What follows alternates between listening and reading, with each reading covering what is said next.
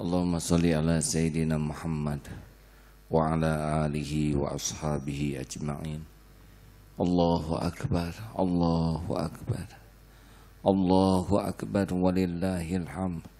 La haula wa la quwwata illa billahil aliyyil azim.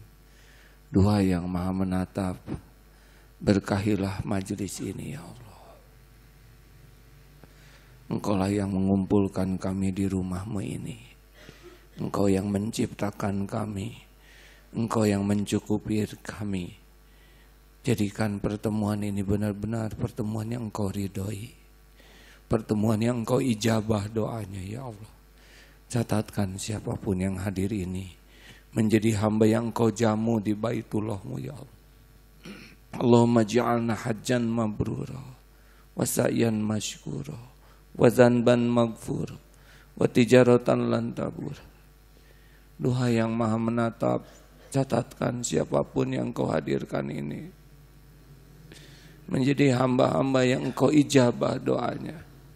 Golongkan kami menjadi hamba-hamba yang hakul yakin padamu, yang Engkau berikan nikmatnya akhlakul karimah, yang Engkau beri karunia qalbun salim, yang Engkau indahkan hidup ini dengan berjuang sepanjang hayat di jalan-Mu. Doa ya Allah, jadikan kami menjadi hafizah Quran-Mu, menjadi orang yang istiqomah berjuang di jalan-Mu sampai akhir hayat husnul khotimah. Doa ya Allah, jadikan saat ini saat mustajabnya doa ya Karim. Kabulkan siapapun yang Kau saksikan munajat ini ya Allah.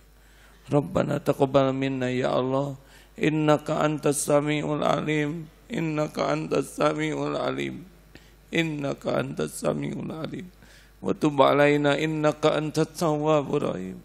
Kabulkan ya Allah, amin. Hadirin doa Allah pasti mendengarkan. Doa ya Allah, sekiranya yang kembali dari tanah suci-Mu Engkau ijabah doanya. Hamba mohon kabulkan ya Allah, siapapun yang memohon. Doalah hadirin, tidak ada yang luput dari pendengaran Allah. Allah maha memperhatikan, maha mendengar, maha mengerti. Allah kuasa membulak-balik takdir apapun. Amin. Ya Allah, kabulkan ya Mujib, ya Arhamar Rahimin, ya Dzal Jalali wal Ikram, ya Rabbus Samawati wal Ardh, wa Rabbul Arsyil Karim, wa la haula wa la quwwata illa billahil aliyyil azim. Rabbana atina fid dunya hasanah wa fil akhirati hasanah wa qina azabannar. Amin ya Allah sallallahu alaihi wasallam. Hadirin, mari siap-siap kajian Al-Hikam.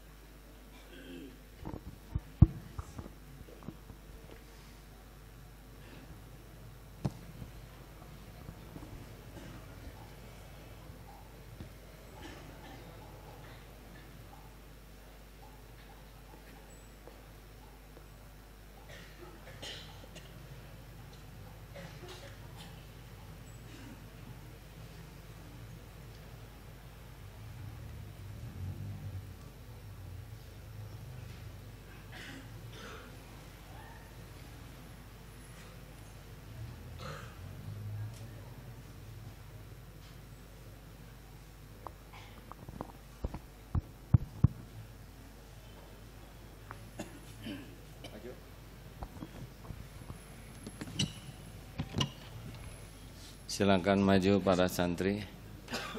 Mana ini sedikit santri karya?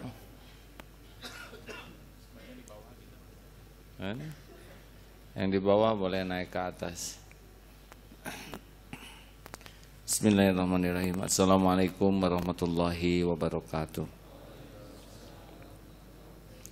Alhamdulillah. Alhamdulillahi rabbil alamin. Alhamdulillah Alhamdulillahilladzi lahu ma fis samawati wa ma fil ardh. La haula wa la quwwata illa billahil aliyyil azim. Allahumma shalli ala sayyidina Muhammad wa ala alihi wa ashabihi ajmain. Kajian Al-Hikam nomor 100. Bismillahirrahmanirrahim. Kafa min jazaihi iyyaka 'alat ta'ah an radiyaka laha ahlan. Cukup menjadi balasan Allah atas ketaatanmu jika Allah ridho menjadikan engkau ahli taat atau ahli ibadah. Taufik dan hidayah yang diberikan Allah kepada seorang hamba itu sebagai karunia yang sebesar-besarnya bagi seorang hamba. Sebab dengan hidayah dan taufik itulah seorang hamba dapat menerima nikmat dan bahagia dunia akhirat. Semua hidayah dari Allah. Hidayah yang paling dasar adalah ketika kita diciptakan jadi orang, langsung diberi hidayah, insting bagaimana kita bisa mencari rezeki lewat ibu kita. Lahir langsung diberi hidayah nangis. Kita tidak pernah ada yang mengajari nangis, tapi kita bisa menginformasikan lapar, haus, sakit dengan tangisan. Tidak ada yang mengajari. Hidayah Allah. Sesudah itu hidayah yang kedua adalah Allah sudah mengaktifkan indera kita. Kita mulai bisa melihat, mendengar dulu baru melihat. Ini di sini banyak ilmu petunjuk Allah lewat indera ini. Tapi hewan pun begitu. Hidayah yang lebih tinggi itu adalah akal. Kita diberikan akal, hewan tidak. Ada beberapa hewan yang dianggap bisa berpikir, tapi pasti jauh di bawah kita. Tapi banyak orang jahat juga punya akal. Hidayah yang keempat adalah hidayah Islam. Kita dikenalkan dengan Islam, mahal bisa syahadat. Tapi ada hidayah yang tertinggi adalah hidayah ma'rifatullah. Kenal, yakin kepada Allah. Kalau orang sudah kenal kepada Allah pasti dua buahnya. Satu taat, dua pasrah. Patuh dan pasrah. Ini pasangan orang yang makin yakin pasti makin patuh, pasti makin pasrah. Orang kalau kurang yakin ke Allah, kurang patuh dan kurang pasrah. Jadi orang bisa pasrah ke Allah itu ikhtiar tingkat tinggi. Seseorang baru bisa memasrahkan sesuatu kepada yang diyakini bisa mengurus apa yang dia pasrahkan. Benar? Kita tidak akan memasrahkan urusan kita kepada yang kita ragu akan kemampuannya. Makanya orang pasrah ke Allah itu tidak semua orang bisa. Itu tergantung tingkat keyakinan. Semakin yakin Allah Maha tahu urusannya, semakin yakin Allah tahu yang terbaik baginya, semakin yakin Allah tidak akan mengecewakan yang memasrahkan kepadanya, semakin yakin Allah akan memberikan yang terbaik menurut ilmu Allah, makin pasrah. Tapi orang yang tidak yakin ke Allah, pasti andalannya adalah selain Allah. Ikhtiar, dirinya sendiri, relasi, dan itu tidak membahagiakan. Jadi saudaraku sekalian, cukuplah balasan dari Allah. Kalau kita patuh ke Allah, balasan dari Allah dikasih yakin yang berbuah patuh dan pasrah, itu sudah pol. Perkara dikasih uang, dikasih popularitas, dikasih gelar, itu bukan perkara yang hebat. Perkara dikasih banyak ilmu juga belum perkara hebat. Karena kefakihan, yufaqihu fiddin, kefakihan terhadap agama itu adalah ketakutan kepada Allah, rasa takut. Rasa takutlah yang akan berbuat patuh dan pasrah. Apa bedanya takut ke makhluk dengan takut ke Allah? Kalau takut ke makhluk, kita menjauh. Kalau takut ke Allah, kita mendekat. Masya Allah. Jadi seperti yang pernah kita bahas sebelumnya, kita sering mau beramal. Seperti sholat tadi. Sholat tadi kan ada dua. Ada sholat yang sah, ada sholat yang diterima. Sholatnya sah, rukunnya dipenuhi, tapi belum tentu diterima. Haji juga ada yang sah hajinya, tapi belum tentu diterima. Haji mabrur itu selain sah diterima. Nah yang paling penting, sah belum tentu diterima, tapi kalau diterima pasti sah. Nah orang banyak yang beramal tuh hanya berpikir pada amalnya. Padahal yang terpenting dari amal itu adalah Allah menerima amal kita. Jadi seperti sholat asar barusan, yang penting bukan sholatnya, tapi bagaimana kita sholat Allah menerima sholat kita. Seperti santri tahfidz, yang penting itu bukan hafal Qur'annya, tapi bagaimana menghafal Qur'an diridhoi Allah. Mungkin ada yang baru 1 juz sudah diridhoi, mungkin ada yang lebih, mungkin ada yang baru belajar tahsin dari awal, tapi Allah sudah ridho. Oleh karena itulah jangan terpaku kepada amal, terpaku kepada Allah ridho atau tidak. Nah, balasan dari Allah apa kepada yang diridhoi? Biasanya kalau Allah suka kepada satu amal hambanya, si hamba itu diberikan nikmatnya dalam amal itu.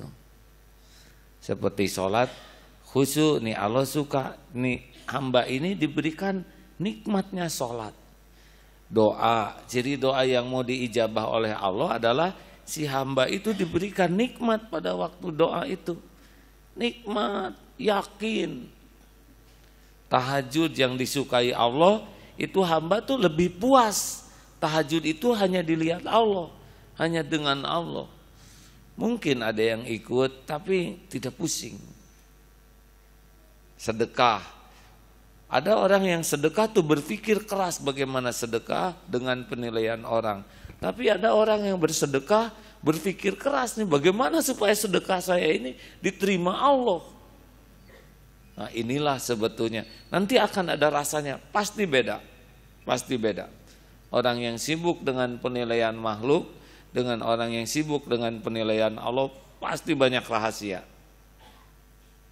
Ada amal yang dilihat oleh orang lain, tapi amal yang rahasianya itu lebih lezat. Kalau kita masih sibuk dengan amal yang senang dilihat orang, jauh dari Allah. Kita masih menuhankan penilaian makhluk.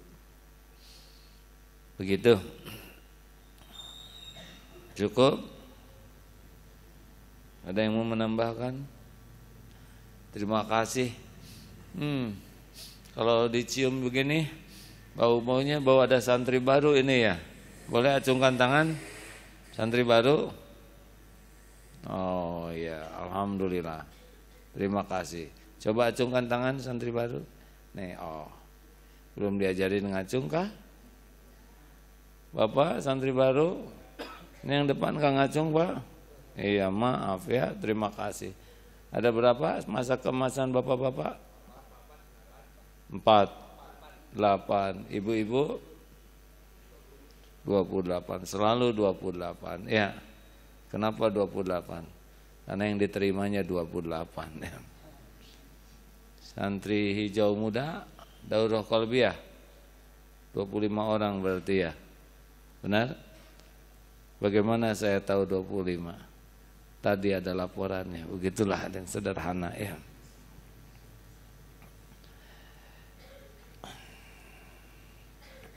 Demikian. Fokuslah ingin diterima amal ya. Yang lain-lain itu tidak penting. Orang suka, orang tidak suka itu tidak penting. Karena Rasulullah juga tetap ada yang suka dan ada yang tidak suka. Benar? Ini seperti saya ceramah ini, tolong digarisbawahi. Ceramah yang paling penting dari ceramah saya adalah diterima nih oleh Allah ceramah ini. Karena diterima oleh saudara, Allah nggak suka saya nggak dapat apa-apa. Tapi kalau Allah ridho, Allah tahu isi hati, Allah tahu apa yang diucapkan, Allah tahu apa yang dipikirkan, mudah-mudahan nggak ada niat yang lain, Allah suka. Nggak berat buat hati ini. Terserah Allah dimasukkan ke hati setiap orang. Karena Allah yang kuasa menyimpan ilmu, yang kuasa memahamkan, yang kuasa membulak-balik hati. Jadi tidak usah berat. Mau yang hadir 1 orang, mau yang hadir 100, 1000, 2000, sama saja. Yang menilai siapa? Allah. Diundang oleh Istana Negara, diundang oleh Astana Anyar. Saudara tahu Astana Anyar? Kuburan ya. Mau Istiqlal ataupun pembangunan musola Al-Ikhlas di Gang Cikemeh, itu harus sama tuh. Kalau kita bangga dengan wah saya diundang di Istiqlal, diundang di musola, nah, berarti ada tuh selain Allah yang dia cari, benar? Kemarin kami diundang di Mabes, terus diundang oleh Hansip RT 1, berat tertekan, berarti dia masih melihat tuh ada sesuatu di balik pangkat. Padahal kalau pencari ridho Allah sama.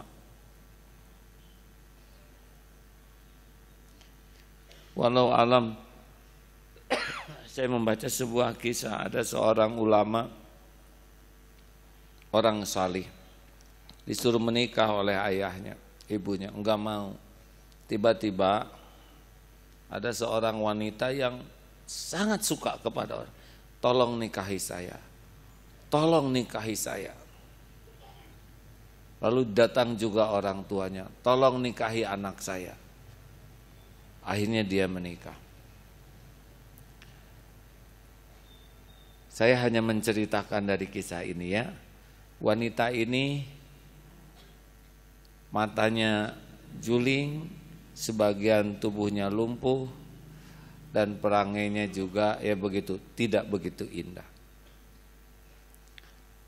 Dan pecemburu luar biasa. 15 tahun sesudah menikah, istrinya ini meninggal. Apa yang dikatakan, semoga Allah menerima pahala saya. 15 tahun menahan diri dengan istri yang sangat pecemburu, dengan satu-satunya harapan Allah ridho kepadanya. Pahala tiap hari dicurigai, dicemburui. Karena ngarep-ngarep pahala dari Allah tuh membuat orang bisa berlipat kesabarannya. Sampai dia mengalahkan egonya. Ya kalau kita belum sanggup ke tingkat itu, minimal dalam amal yang standar saja kita cari ridho Allah, betul? Jangan sampai ngaji hanya cari ridho mudaris atau mudarisa. Jangan sampai datang hanya cari penilaian makhluk. Beres-beres rumah, asrama hanya ingin penilaian. Rugi. Mau apa sih cari penilaian makhluk? Puji dan caci makhluk tuh nggak ada apa-apanya, cuman getaran udara saja. Tapi ridho Allah tuh mutlak, kunci kebahagiaan dunia akhirat. Hadirin, perbanyaklah tafakur, Allah ridho atau tidak. Ada pertanyaan silakan. Rasa-rasanya ada tamu ya ini ya. Dari mana Ibu? Dari Makassar? Jauh, ngetesnya begini, apa kareba? Itu pasti Makassar ya. Dan baik, ada pertanyaan?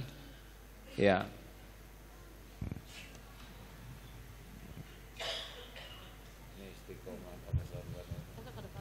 Assalamualaikum warahmatullahi wabarakatuh.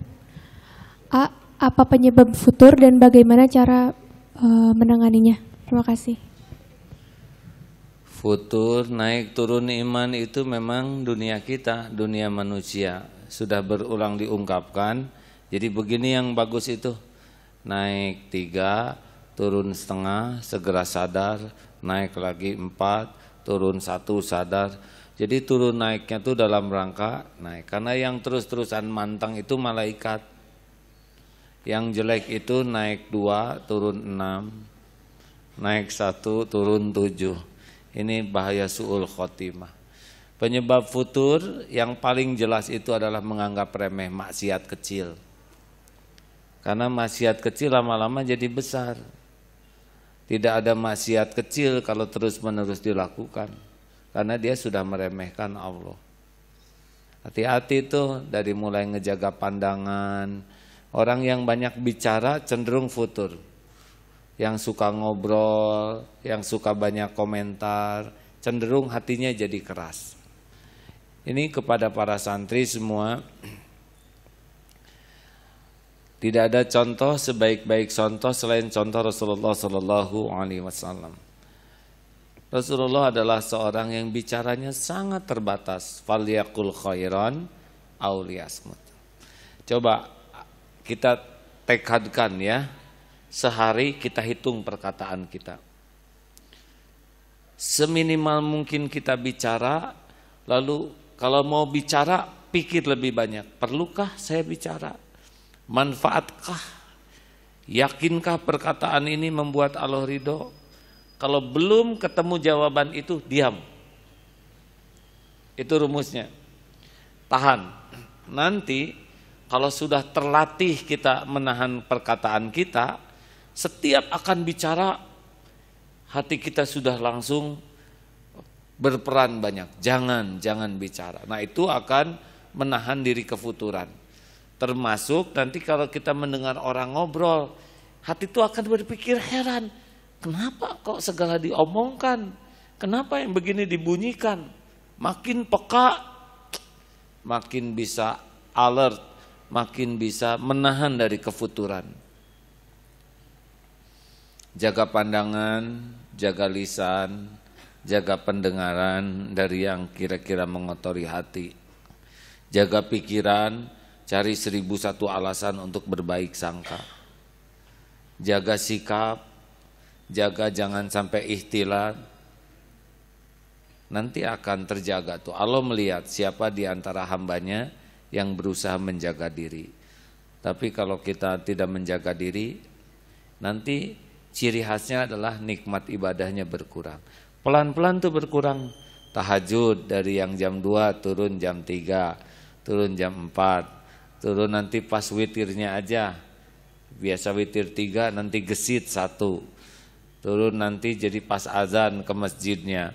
Nanti pas qomat lama-lama tidak ada zikir, terus hilang. Yang biasa 1 hari 1 juz membaca, turun setengah juz. 1 lembar, 1 halaman, tidak. Yang saum Daud, turun. Nah itu sudah makin jauh dari Allah. Dan capek. Hati itu akan capek. Termasuk jatuh cinta bisa futur tuh. Karena akan merebut posisi Allah di hati kita. Berbahagialah santri yang tidak jatuh cinta. Ada yang menyebut hore, lihat kiri kanan, ternyata saya santri masa keemasan. Alhamdulillah. Ada pertanyaan? Ya.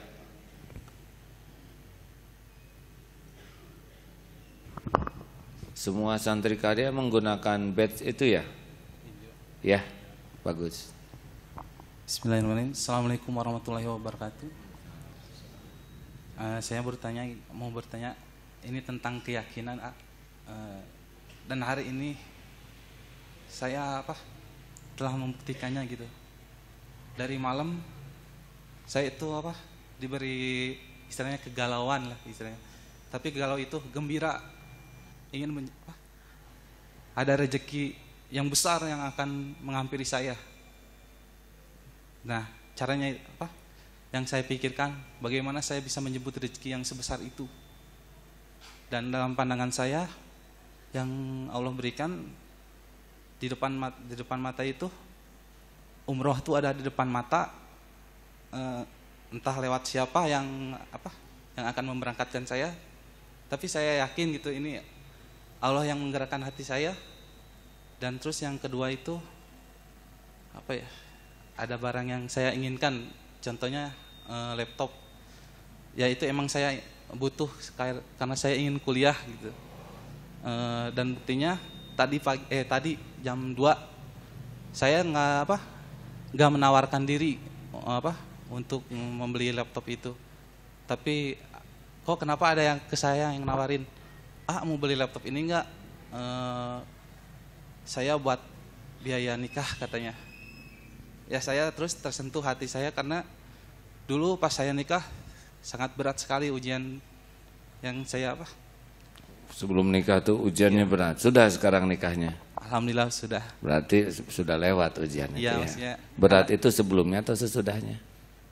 Sesudah dan ya yang sedang dijalani juga. Iya, bagus. Terus laptop udah kebeli belum? Udah ada di saya. Tinggal tapi, dibayar gitu. Ya belum tahu, tapi adalah rezekinya untuk membayar itu. Jadi sekarang gimana? Ya, betapa Allah tuh tahu isi hati kita gitu. Benar sekali. Gini, siapapun yang mengenal Allah dengan baik, itu kejutan-kejutan itu akan selalu ada, tidak ada kebetulan. Ini seperti di masjid, kebetulan saya ketemu, enggak kebetulan. Saya tuh mimpi, Allah yang ngasih mimpi. Sekarang ketemu di lift, aneh ya? Enggak ada yang aneh, Allah yang ngatur. Apa sih yang keluar dari pengaturan Allah? Ada yang nanya, ya Allah, apakah jodoh saya yang ini atau bukan? Tiba-tiba ada tamu ya, ternyata mau dagang comro, yang ini bukan itu mah comro. Tahu-tahu cerita misal, oh ternyata ada petunjuk. Tidak ada pertemuan kebetulan, tidak ada SMS masuk, telepon masuk yang terjadi tanpa izin Allah. Tinggal dibawa kemana, ini teh jadi maksiat atau jadi taat gitu. Pertemuan dengan orang juga, aduh saya tuh naksir dia, kok ketemu, lihat jadi maksiat jadi taat sesudah itu. Berarti pertemuan itu ujian dari Allah kalau jadi dosa. Mending nggak usah ketemu. Nah ini laptop, kepikir ya Allah tahu kan ada yang mikirin laptop, lihat piring juga laptop, bukan laptop. Lihat istri juga mengapa seperti laptop nih. Lalu sekarang didatangkan, tapi Allah belum ngasih uangnya gitu. Belum. Tenang aja, Allah juga tahu ada yang nggak punya uang ya. Saya lagi mikir barusan, saya yang bayarin, jangan saya yang bayarin gitu. Berapaan sih deh? Ustaz Roni kelihatannya ada tabungan ini. Tapi benar hati saya lagi mikir barusan, bayarin jangan. Kalau bangsa segitu malah ya, bisa 100 ribuan enggak? Ada rezekinya insya Allah ya. Syaratnya tahu, jangan berharap dari makhluk. Pokoknya diajarin oleh guru saya sesuai dengan yang dituntunkan Al-Quran. Jangan pernah berharap dari makhluk. Walaupun terlintas di hati tetap saja harap ya. Apalagi diakalin. Kalau kita perlu uang bicara, tapi hati Allah yang nentukan gitu. Selamat ya megang laptop orang lain. Segalanya ada waktunya deh. Terima kasih. Sudah begitu? Alhamdulillah. Terakhir, ini seragam apa ini? Maaf. Alhamdulillah. Salah seorang yang paling harus kita hormati adalah cleaning service, karena tempat ini dihormati karena bersih syariatnya petugas kebersihan. Kalau bersih penting, petugas kebersihan juga orang penting. Kalau saudara hanya menghormati ketua yayasan, padahal cleaning service bagian yang penting. Terima kasih, Kang. Yang ini ditanyakan tentang jangan berharap dari makhluk. Gini, saya meminjamkan uang kepada seseorang. ketika meminjamnya janjinya manis-manis. Maksudnya manis-manis teh apa? Permen atau apa? Ya akan membayar sekian minggu, nanti pokoknya dibayar. Saya juga itu kan uangnya bukan uang tiis gitu ya. Ini bahasanya ya dalam, udah manis tiis ya. Saya kasih gitu pinjem dengan perjanjian, pas ditagih janji 2 minggu sudah berbulan-bulan nggak ada kejelasan. Mau tidak berharap juga, itu kan uang saya gitu, bukan uang Allah gitu, titipan ke saya. Jadi belum bayar-bayar, gimana supaya hati saya supaya pasrah gitu. Jadi karena mau dipasrahkan juga, aduh ingat itu ya istilahnya nabung lah, bukan ngarawan cicis gitu. Saya juga berusaha gitu Pak, supaya hati pasrah gitu, gimana? Tagih hati. Sudah sering, sudah bosan, malah jangan lagi wae, saya stres, justru saya yang stres yang meminjamkan. Oh jadi kata yang ditagih itu mana tong nagih wae, saya jadi stres gitu. Ya udah nggak usah ditagih atuh. Jadi saya yang stres.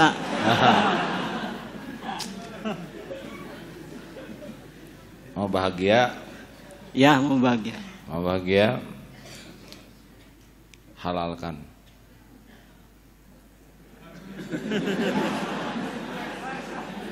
Gaji 2 bulan.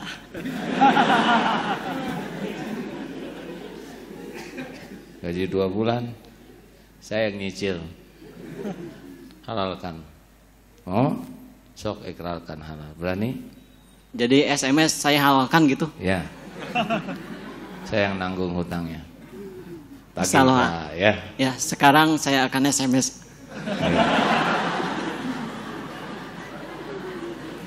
Sudahlah, dia juga mau bayar, cuman gak ada uangnya.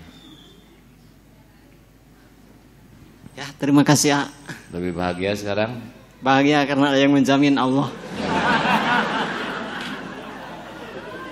Tidak usah ditiru tiap yang punya hutang nanya begini, hadirin. Ini mumpung pulang umroh aja. Saya kira sudah cukup ya hadirin. Jadi lebih tegang kepada sayanya hadirin. Udah laptop, hutang lagi ya. Terima kasih ya.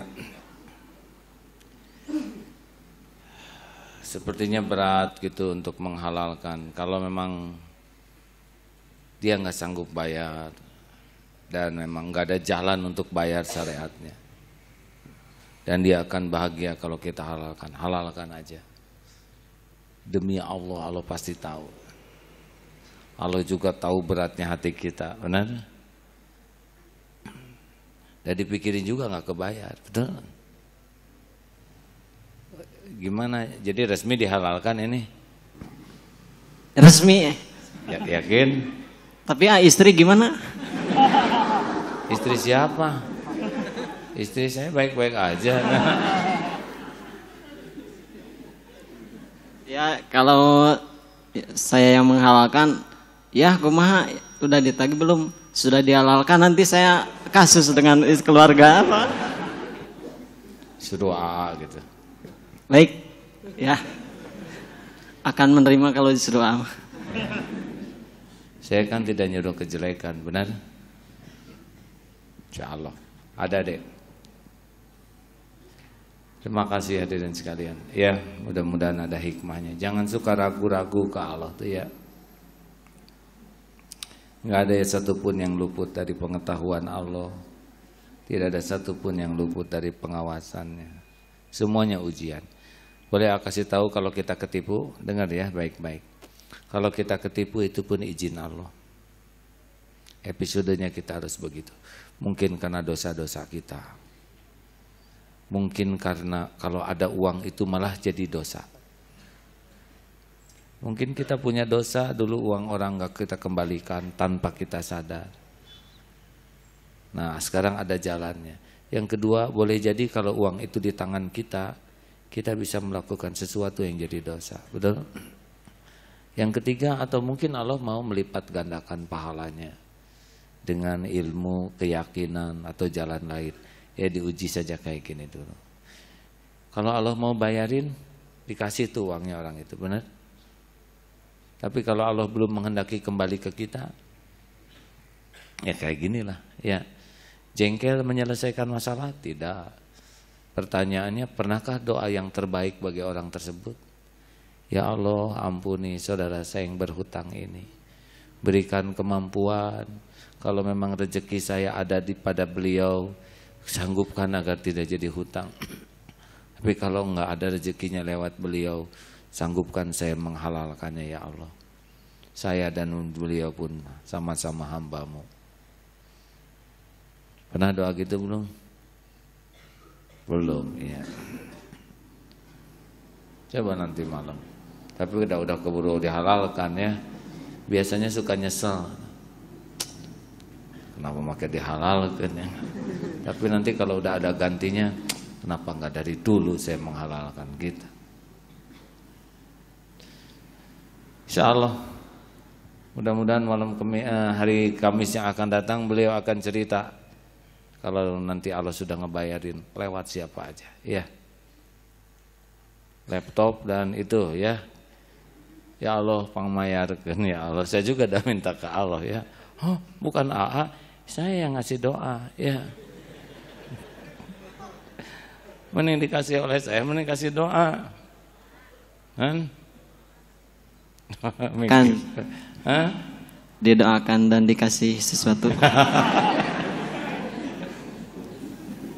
Kalau saya mau bekal nyicil ya. Tapi kalau doa bisa cash nanti. Ya Allah lagi memperhatikan kita, insyaallah. Allahumma sholli ala sayyidina Muhammad wa ala alihi wa ashabihi ajma'in.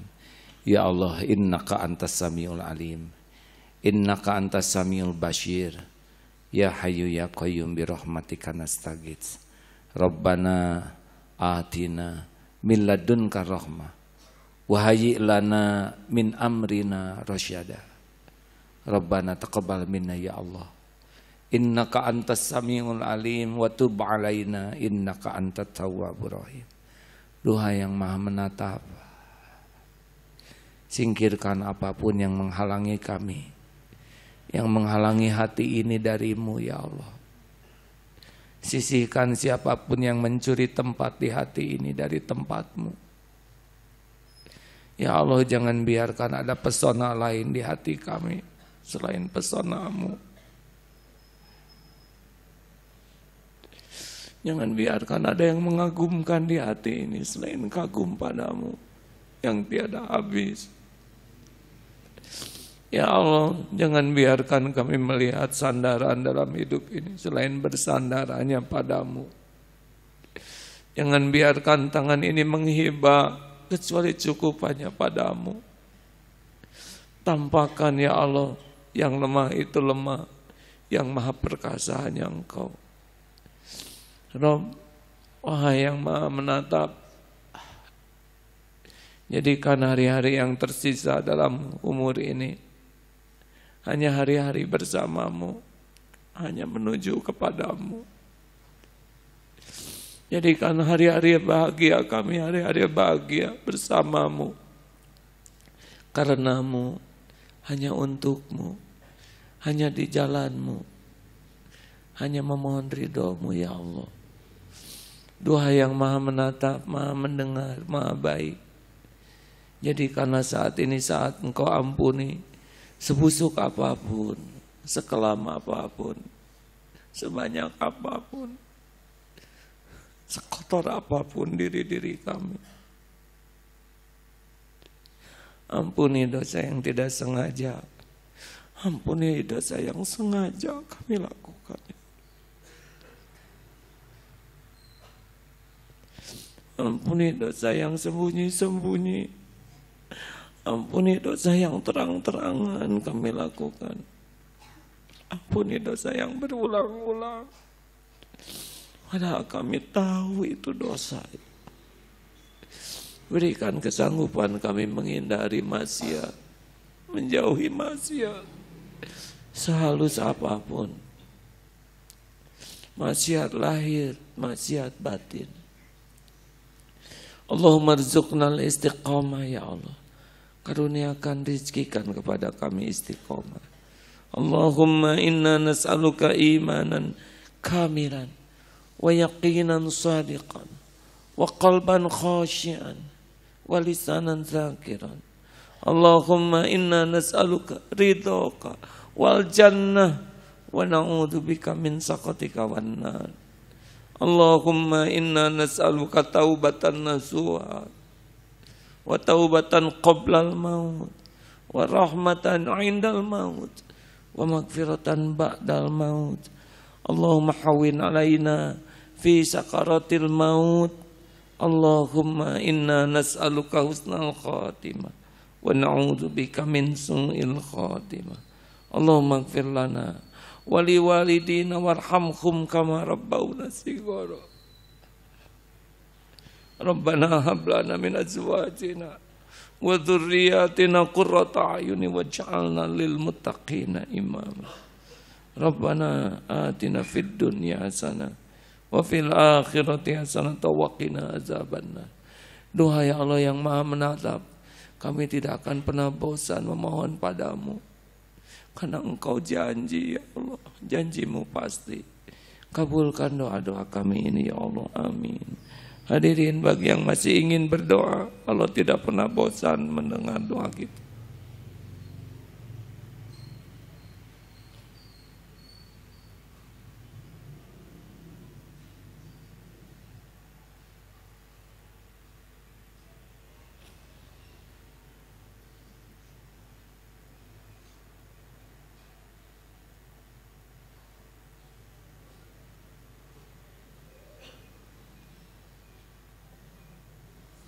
Amin ya Allah, amin ya Rabbal Alamin. Subhana rabbika rabbil izzati amma yasifun wa salamun alal mursalin walhamdulillahi rabbil alamin. Alhamdulillah. Terima kasih hadirin, subhanakallahumma bihamdika asyhadu an la ilaha illa anta astaghfiruka wa atubu ilaik. Assalamualaikum warahmatullahi wabarakatuh.